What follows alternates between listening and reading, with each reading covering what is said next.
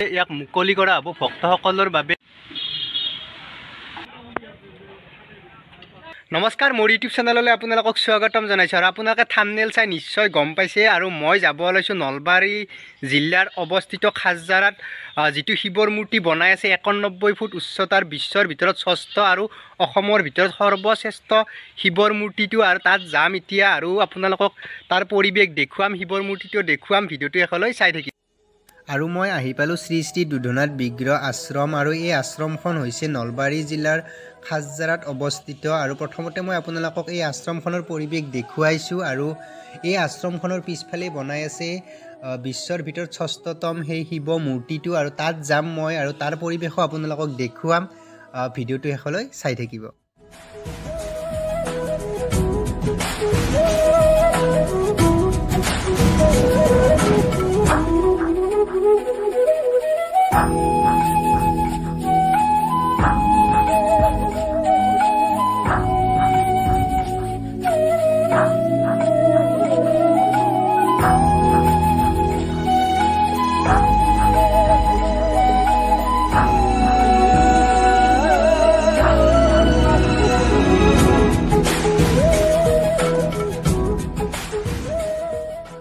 দেখিছে এইটোৱে 91 ফুট উচ্চতাৰ শিৱ মূৰ্তি। আৰু মই আপোনালোকক বেক কেমেৰাৰে ধুনীয়াকৈ দেখুৱাই আছোঁ। যিহেতু চাই থাকিব শেষলৈকে।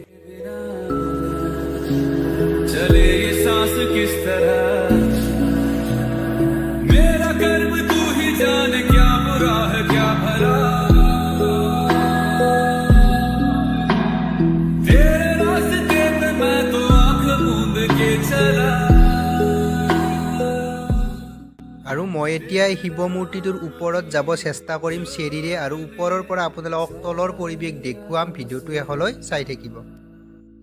আৰু মই পুৰা চেৰি দি ওপৰত পুৰা আহি লৈছোঁ। আৰু মই পুৰা শিৱৰ হাতখনৰ কাষ পাইছোঁ। আৰু ইয়াৰ পৰা আপোনালোকক তলটো দেখুৱাই আছোঁ। বহুতে ধুনীয়া এটা পৰিৱেশ আৰু দেখুৱাই আছোঁ আপোনালোকক।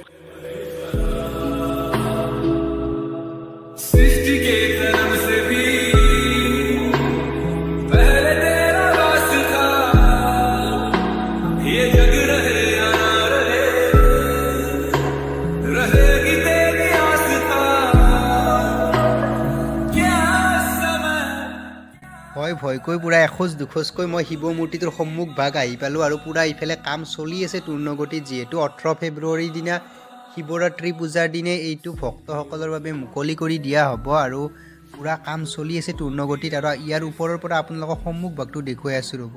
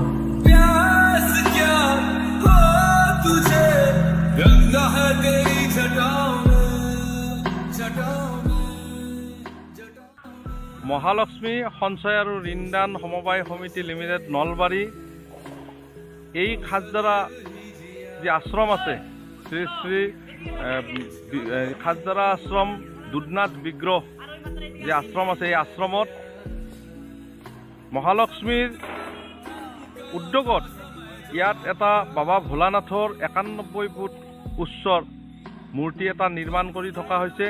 আৰু এই মূৰ্তিৰ নিৰ্মাণ কাৰ্য 2020 চনৰ পৰাই চলি আছে। আৰু অহা 18 ফেব্ৰুৱাৰী 2023 শনিবাৰে এই বাবা ভোলানাথৰ মূৰ্তিটো লোকাৰ্পণ অনুষ্ঠান হ'ব, উন্মোচন আৰু লোকাৰ্পণ অনুষ্ঠান ইয়াত হ'ব।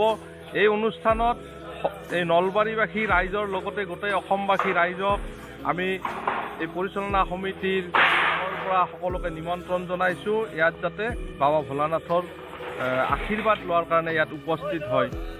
ভিডিঅ'টো চাই আপোনালোকে কেনে পালে কমেণ্টত জনাব আৰু ভিডিঅ'টো শ্বেয়াৰ কৰি দিব যাতে সকলোৱে পায় এই ভিডিঅ'টো।